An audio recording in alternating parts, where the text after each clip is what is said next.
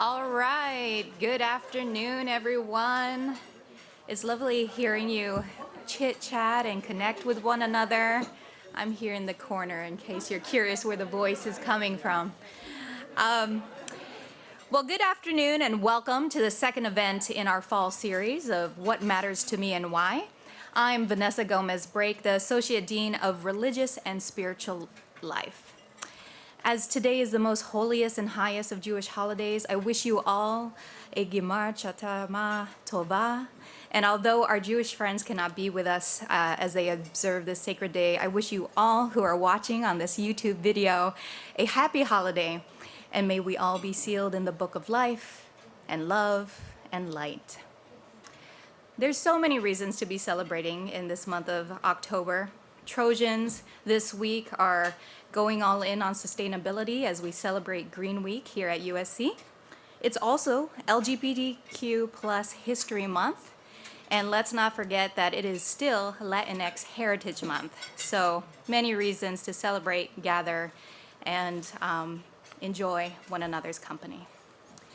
So as for our event today, this speaker series represents a creative solution to an important problem in the university setting. And that's the separation of the intellectual life from the personal and the spiritual. What Matters to Me and Why offers the Trojan family an opportunity to hear from USC faculty and administrators in a different way. Rather than lecturing on just their area of expertise or research, we invite them to share their life journey with us. So once a month during this Wednesday lunch hour, we get to listen in as they reflect on their values, their beliefs, and the motivations that have shaped their lives up till now. So if you would like to nominate a member of the USC community to speak at a future event, please visit our website, that's orsl.usc.edu, and you can visit our YouTube channel to see past speakers. I'll admit that I am the one who nominated Dean Pedro Noguera because I think many of you may not know, but I'm actually an EDD student at the Rossier School. I began last school year, and as I embarked on this dissertation writing, of course, I was just so excited when Dean Pedro came into USC last year and just wanted to know more about him and his leadership and his journey to USC. Well, before we begin our main program, I'd like to highlight a few upcoming events this month. Yes, in addition to everything I mentioned earlier, I have to point out that it's also Filipino American History Month, and it's actually the 30th anniversary since the Filipino American National Historical Society launched it. And so we're going big, and by that I mean USC Libraries is being the home for all Filipino American History Month events. And so not only do we have APIFSA, our Asian Pacific Islander Faculty and Student Association, leading event on October 24th, but we also have Troy Philippines, our student group, offering a Migration Stories workshop on the 18th. We're going to be the feature of a panel on the Archives Bazaar on October 22nd. And you know, it wouldn't be a Filipino party without karaoke. And so hit us up in the, what do you call it, the courtyard behind Doheny. When you hear some noise, that'll be us partying. And there's actually a very good reason why all this partying is going on at the libraries. Several years ago, I think in 2017 or 2018, USC procured the Filipino American Library, whose contents were there at historic Filipino Town. We have that in our library, and I was one of several curators who dug through these items to present an exhibit in Doheny. So in another week or so, you can go check out Doheny and see parts of that collection on the lower level. So a lot going on in October, and perhaps the one thing I want to mention before we get to the main event is that October 17th is Sex Week. And so we will be doing a Sex and Faith series at the University Religious Center along with our friends over at Student Health and Student Affairs. And so really encourage your students to engage in these programs that cover the spectrum of questions around sex, sexuality, and all of that. All right, well, please sit back and relax. Grab some more food if you like, because it looks like there's plenty of sandwiches. And as you listen in to our speaker today, I invite you to prepare a question to ask during our last 10 minutes of the program.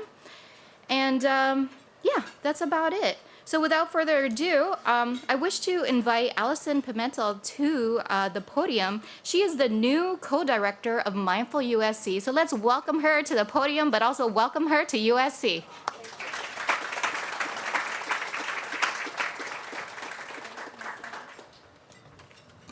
Thank you, Vanessa, and hello to everyone. My name's Allison Pimentel. I'm the co-director of Mindful USC, and I'm so pleased and honored to be introducing Dr. Pedro Noguera today. Pedro Noguera is a scholar, activist, author, and the dean of the Rossier School of Education. He's recognized as a leading scholar of urban public education, equity, diversity, and school reform, and appears as a regular commentator on educational issues in national news outlets like NPR, CNN, The Times, etc. Before coming to USC just over 2 years ago, Dr. Noguera was a distinguished professor across town at UCLA, but please don't hold that against him. He's also been a distinguished professor at New York University, Harvard University, and taught at Berkeley, where he was also elected to the school board and was a classroom teacher. He is the author of countless, and literally countless, monographs, articles. He's written 15 books. He serves on multiple national boards, advises officials in many states on education policy, and has received so many awards we'd be here all day if I tried to list them. I could go on about Dr. Noguera's professional accomplishments, his life of service, of advocacy, of activism, his contributions to the field of education and to the lives of children, especially children of color and immigrant origin children. But to me, what's most significant and perhaps even most impressive about Dr. Noguera is that he is my husband. And having been married to him for about 13 years now, I can attest that he is truly as remarkable as he sounds. In fact, he's even more remarkable than that.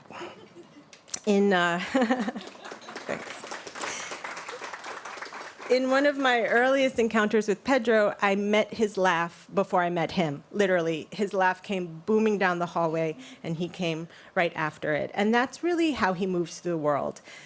He leads with laughter. He leads with his big booming voice, which he uses as a force for change and a force for good. He leads with his warmth. He leads with his passion for advocacy, for activism, and he leads with love. One thing you may not know about Pedro is that he's a gardener. He was out there this morning before coming to work, harvesting a big, huge zucchini. He's always happy to share pomegranate off the vine or, whatever he's growing, lemons. He's also an amazing cook, and he specializes in recipes from his Caribbean heritage. So he's the main chef in our house, which is lucky for me and lucky for you if you ever come for dinner. He truly offers and provides our family, our community, his colleagues, his students, and anybody whose life he touches with nourishment. Please join me in welcoming my husband, Pedro.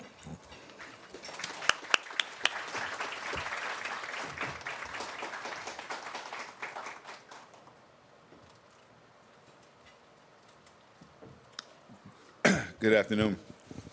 I was wondering when she was going to say the part about being married to me, because I thought she's trying to hide that.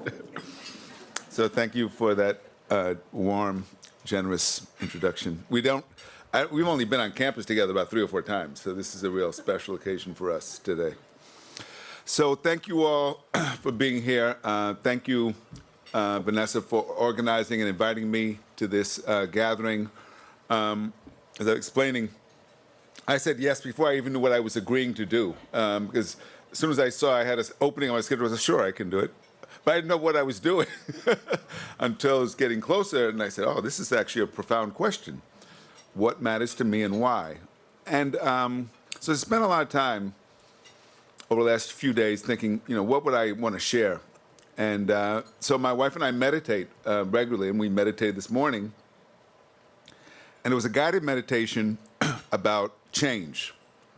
And that actually gave me a good way to frame this. Change, I think we all know, is inevitable, right? You know, you look at the passing seasons. I was thinking about it today in my garden. You know, the summer veggies are going down. I'm thinking about, okay, what winter veggies am I going to put in? I actually put in some sweet potatoes this morning. You know, when it comes to nature, we have to work with the changes, right? And we're seeing that so clearly now with climate change. You can't fight nature. But we don't always, there's some changes we shouldn't accept, right? That we should resist, right? That I personally feel that they're unacceptable. And so the squirrels that were taking my heirloom tomatoes, I thought that's unacceptable, okay? Especially when they only took one bite and would leave the rest of the tomato. And I'm like, if you're gonna take the tomato, eat the whole tomato. So I had to put up nets. And I use that as a way, a metaphor, analogy for saying that if we take too passive approach to change sometimes, we may find ourselves changing in ways or accepting changes that we should not accept. So my wife then reminded me of the Serenity Prayer, you know, which is to accept the things we can't control, have the wisdom to know, well, change the things we can, and have the wisdom to know the difference between the two. And so that is a good starting point for me, because that's been a life lesson, right? Ongoing one, right? How do you accept certain changes, right? You know, aging is one of those changes, right? And you look in, you know, I more clearly see the way I've aged through my friends' faces, right? Friends I've had all my life, because I say, well, damn, you look old. So I must look old too, because we've known each other since we were 18 or younger.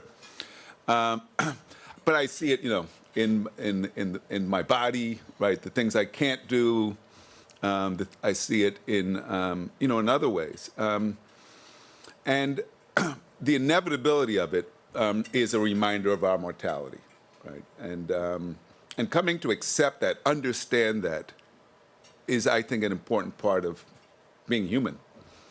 When I was growing up, my mother she's still a religious person, devout, and I too became a devout Christian, and more so than my other siblings. I was a real true believer, like at the age of 8. And that lasted till about the age of 14, when I started to really question the doctrine. I started to question the rigidity. I started to question the hierarchy. And I wasn't satisfied with just questioning. I had to take them on. I had to tell them, I don't believe in you. I don't believe I have to go through you to have a relationship with God. I can have my own relationship. And I don't believe that the key is to do things to get to heaven. I think you got to do things now on earth, because that's what Jesus would want us to do. And even though it meant becoming ostracized from that organization and its members, which I actually thought was a benefit of my resistance, I felt it was important in principle not just to slink away, but to do so openly and clearly. But then when I went off to college, after my freshman year, I was really, it would have been a challenging year for me, because I went to you know, like some of you, I was a first-generation college student, went through the imposter syndrome. Do I belong here? Surrounded by very wealthy people who gone to elite private schools. The first advice I got from friends was just take easy classes, right, to avoid failing. And then I had a moment where I said, I didn't come here to do easy. I came here to be challenged, to learn. And then I decided I'm going to be pre-med. And I just overloaded myself with math and science classes. And I said, whoa, but I forgot, I don't like math and science classes. And so I got through the year okay. And there was a grad student who was a kind of evangelical Christian who started to try to work on me, like he was going to try to recruit me. And I was like, look, I've already dealt with people like you before, so it's not going to work here. He says, well, look, you were once religious. Open the Bible, see what the Bible has to say to you, right? Because maybe there's a message in there for you. So I said, okay. So at a moment of when I was alone, I said, well, let me open the Bible, see if there's a message for me. And I opened the Bible, 1 Samuel chapter 10, verse 7, which I still recall.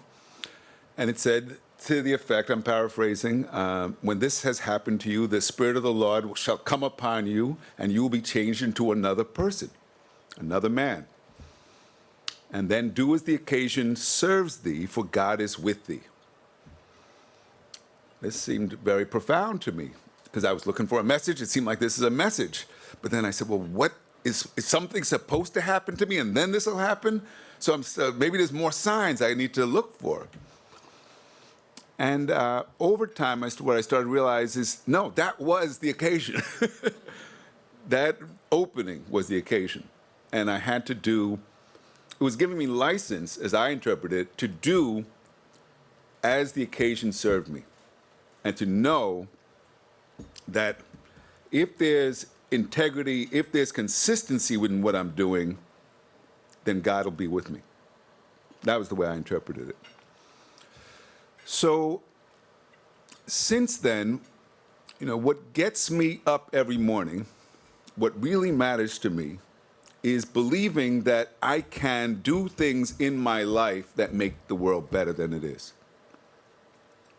And because I'm a father of 5, a grandfather of 5, I have 5 siblings, they come in 5s. I feel a strong sense of responsibility to them. What kind of world am I leaving them, right, behind? And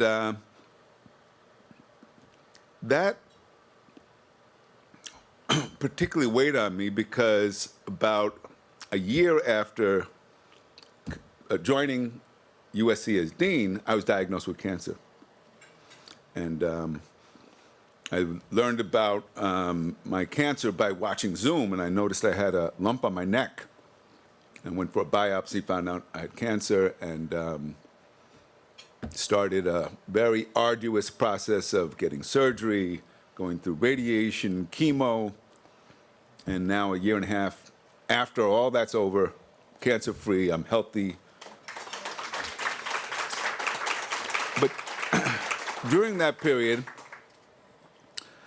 I had to really reflect on what I was going through, reflect on my life, reflect on, suppose this is the end of my life. I would often, although I worked the whole time, and I say that not because I'm trying to say I'm superhuman, because I needed the distraction of work to keep me from just feeling sick, because I needed that. But sometimes my body would say, you need to rest. And I would go in the backyard and with our little dog, take a nap. That became my comfort dog during the pandemic and during my illness. And I was listening to a book on tape, A New Earth by Eckhart Tolle, which I would strongly recommend for those of you out there. And, among other things, Tolle talks about life and about the fact that the beauty of life is its temporalness, right? That is that when we're young and vibrant, like a beautiful flower, you can appreciate that flower, right? And see the beauty of it.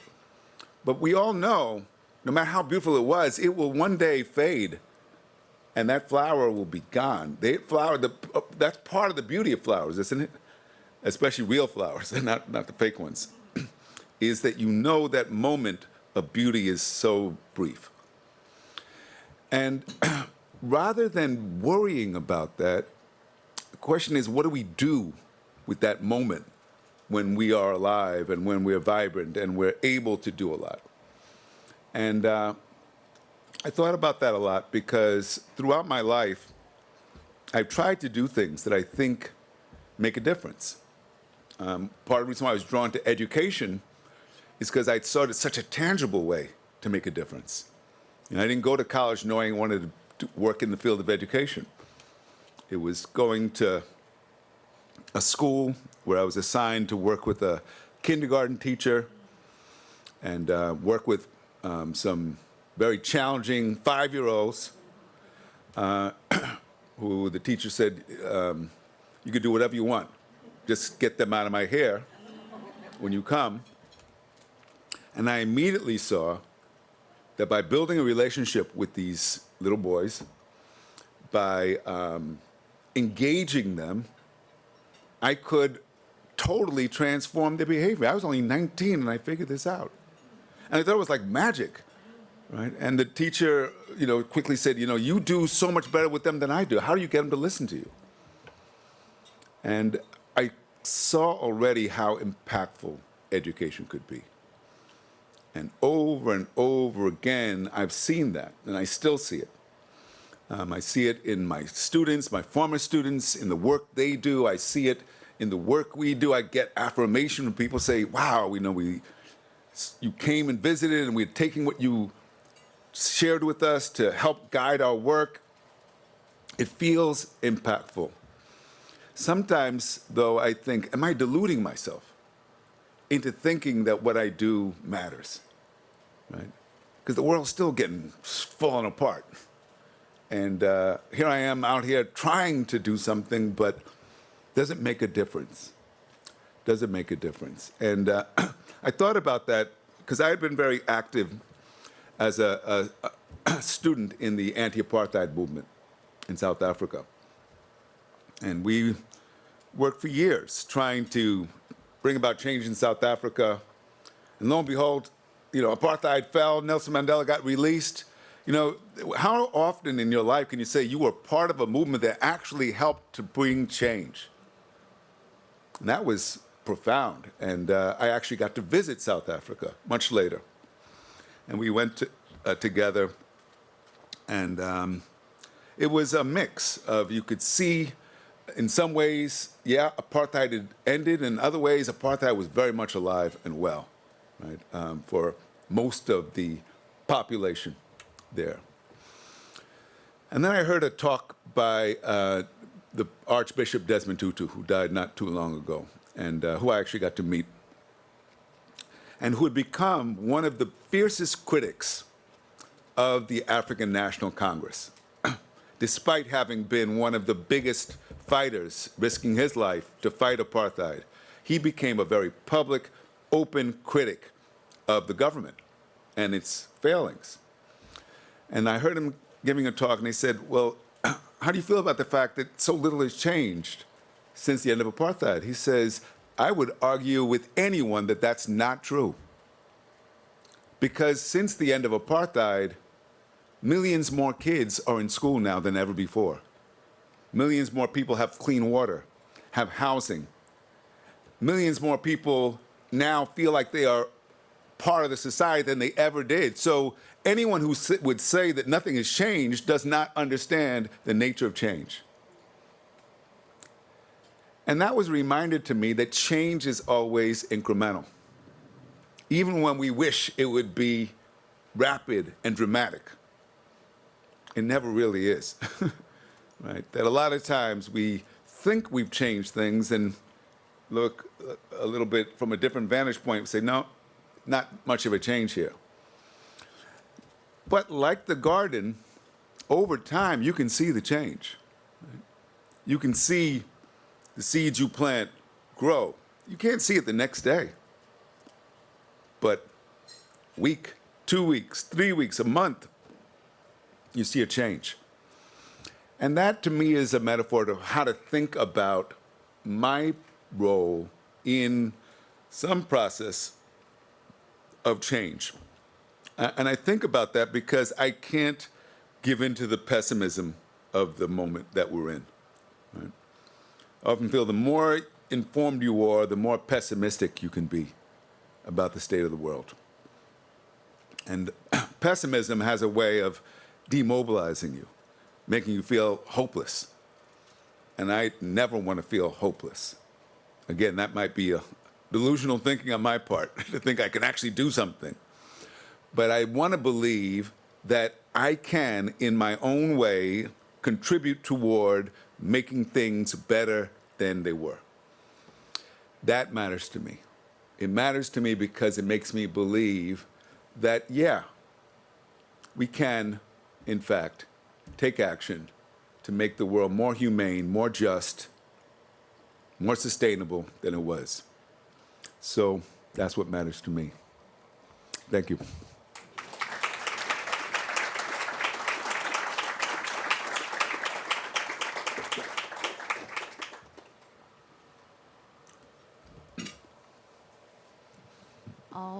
Hello. All right, it's our turn. We have time for several questions, and so you can either come up here or I can walk this microphone to you. You can just give me a nod or a wave. And I think before we even get into that, I wanted to thank you in terms of the metaphor of the garden and observing change. I, too, am a gardener. And I love that you were in the garden this morning with your sweet potatoes, because that is also my spiritual practice. You know, I had my own sort of leaving of religious tradition, and yet the one thing that keeps me grounded is, no joke, the ground, being connected with it, right? So I just wanted to thank you for that. So yeah, questions from the audience.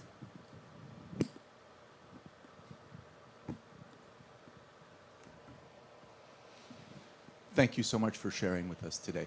I was struck by your choice of words when you were talking about going to college and being consistent. And yet you had this problem, this issue with dogma. And those two seem to, Had an issue with what? dogma. Oh, dogma. Uh-huh. Yeah, dogma and Yeah, yeah. consistency. I mean, they are parallel. I mean, they seem to run together. So the juxtaposition of the two is very interesting to me. Where's the question in this?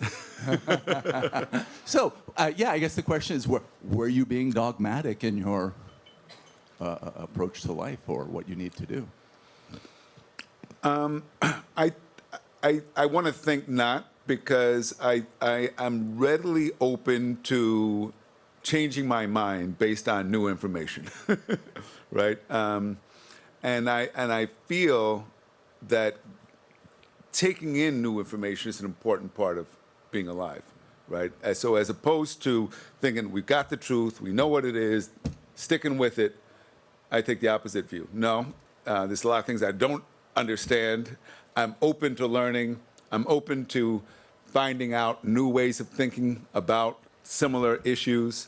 And that to me gives me a sense of ongoing discovery about the world that I think I wouldn't have had if I'd stayed in that bubble.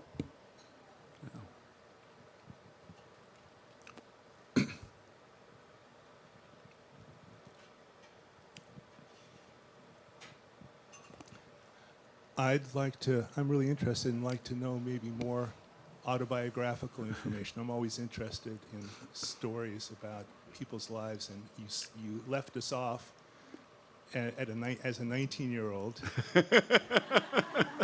and your beautiful wife sort of told us about all the books you've written, all the articles, all the places you've taught. Could you talk a little bit more about how you grew into, really the scholar and the educator that you are? I'll try to do it succinctly. I was actually just talking to one of our graduate students about this yesterday. So what has always given me a sense of purpose in my academic work, and I should also say that I've always striven to have what I believe in terms of my values reflected in what I do in terms of my vocation. And so I've always been drawn to problems social problems, right? How do we do something about this problem, right? How do we understand it? Why is it happening? And what can we do about it? So whether the problem is violence, and early on I was very interested in that issue, youth violence, whether the problem is failing schools, whether the problem is racial inequality, and it's drifted. I've tried to be extremely practical in the way I approach it, because, I think one of my professors when I was a grad student at Berkeley said, you know, the worst thing someone could tell you after they've read your work is, so what? Like, who cares? I said, I agree. To me, that's the worst thing. You know, you put all your time, your energy, what difference did it make, right? Who read it? How did it help anybody? And so what has animated me and driven me and keeps me going is this sense that there's lots of problems out there, no shortage of, the question is which ones you want to choose to work on.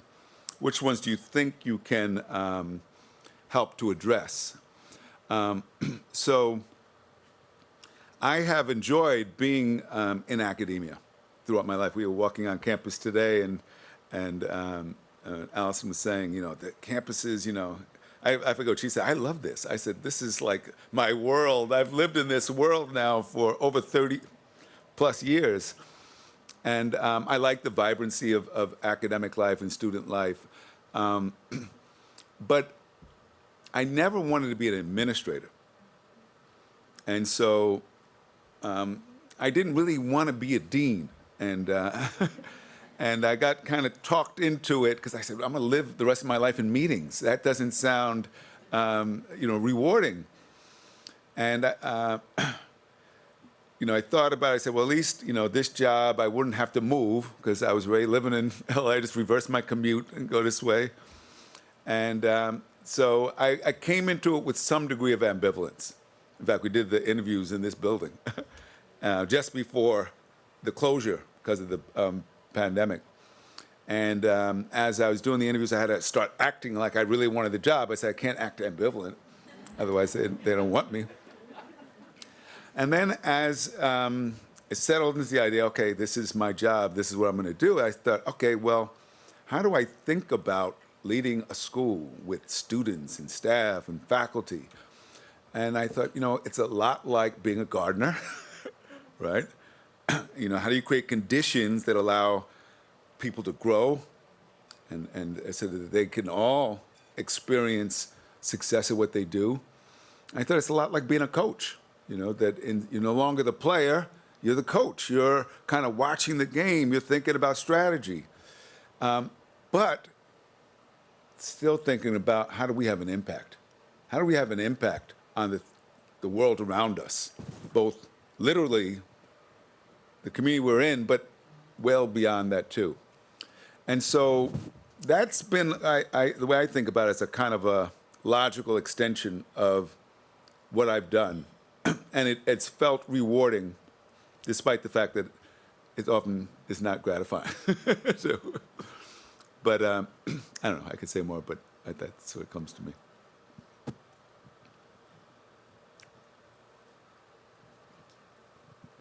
My name is Lariva Miles, and I'm a master's student at the Annenberg School in a program specialized journalism, masters in the arts.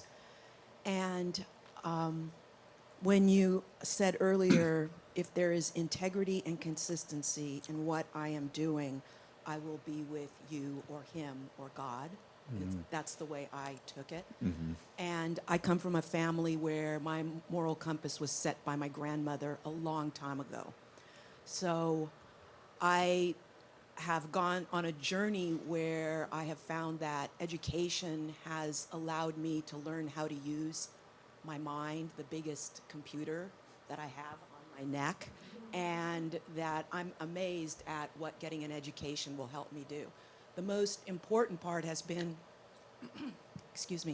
being able to visualize what I want to see in the world and then using this to manifest it.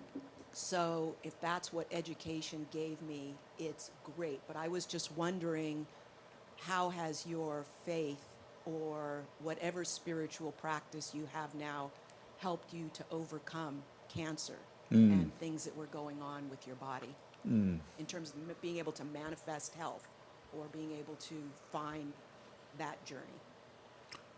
Thanks for the question. So, I mean, I've come to think about it as a cancer journey. You know, a lot of times people use the metaphor of fighting cancer, and I realized early on that didn't really speak to me. It was a journey I was on, and with lessons along the way.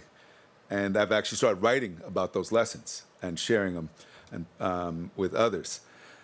I think the most profound way in which my faith helped me was to prevent me from being afraid. Right. So I literally didn't have a fear of dying. And I should say, my first wife died of cancer. Right. And I saw the suffering up close. I've lost close friends to cancer. So I knew I was dealing with something that could kill me. But at the same time, I knew that fear was useless. Self-pity was useless. Those were very early lessons I got. Now, it helped. I had the support of my loving wife, my little dog, right? I wasn't doing it alone. In fact, that was one of the lessons is, at first, my first impulse was to keep it to myself, not tell people. Not even tell my kids. I said they were lost their mother. Why am I going to burden them with telling them that I got it now? And then I said, why am I hiding about this? I need to accept and embrace my vulnerability. But my vulnerability was not about fear. It was about acknowledging what I was going through. So I think my faith helped me to avoid fear and to avoid, I think, all the other things that can come. I remember thinking, why me? Why me? That was like a early question. Then I go to the room where people are getting chemo, and I'm like, why anybody here? Why should any of these people have it? Why am I special? I'm not special. So forget that one.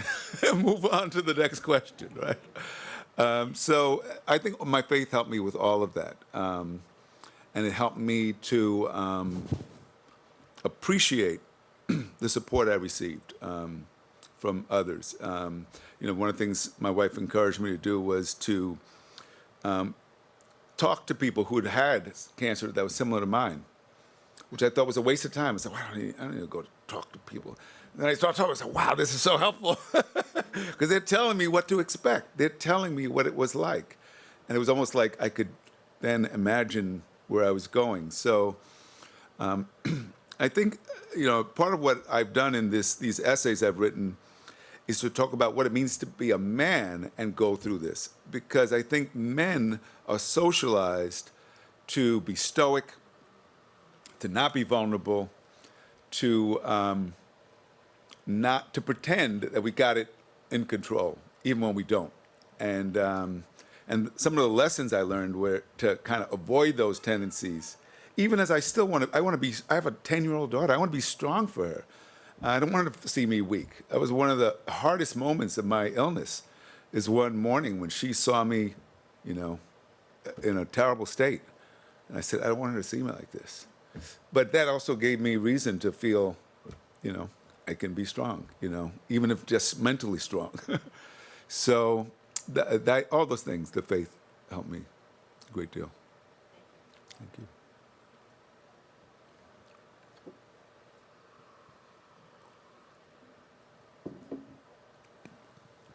Hi, sorry about that. Hi, thank you for the speech. It's been really enlightening. You had mentioned celebrating the incremental changes and accepting those changes. I know a lot of students at this campus may feel disillusioned with climate change, the state of politics in this country and other countries. And so my question is, how do you celebrate those incremental changes when things like climate change are coming so quickly without getting disillusioned and maybe losing hope? So thank you. Yeah, that's a tough one. We went to the Museum of Natural History in Toronto over the weekend, and sobering, because the museum's basically saying, I don't want to depress you, but projections are, a lot of the ice at the poles are going to be melted by 2030, right? Just think about the consequences for us, for people living in low-lying areas. We're seeing it already, but just imagine how this is going to go. So, I don't have any illusion that this is, there's a sunny side out there beyond this, and everything's going to be all right. I do feel, though, that if we could find ways to turn to each other, that if we could find ways to get people working together, we're going to be better able to figure out how do we adapt, how do we adjust as these changes take place, and maybe we can get lucky. Maybe it'll rain this winter. Maybe we can convince people that we need to ban plastics immediately, not in 10 years, right? Maybe we can maybe the young people, I do believe young people can and should be much more energized about what's happening because their future is really at stake. So a lot of my sense of hope and possibility rests with young people, rests with my sense that if we do in fact work together, if we can find ways to do that, we can maybe adjust and adapt and challenge this better than we are right now. So that's at least something to work toward.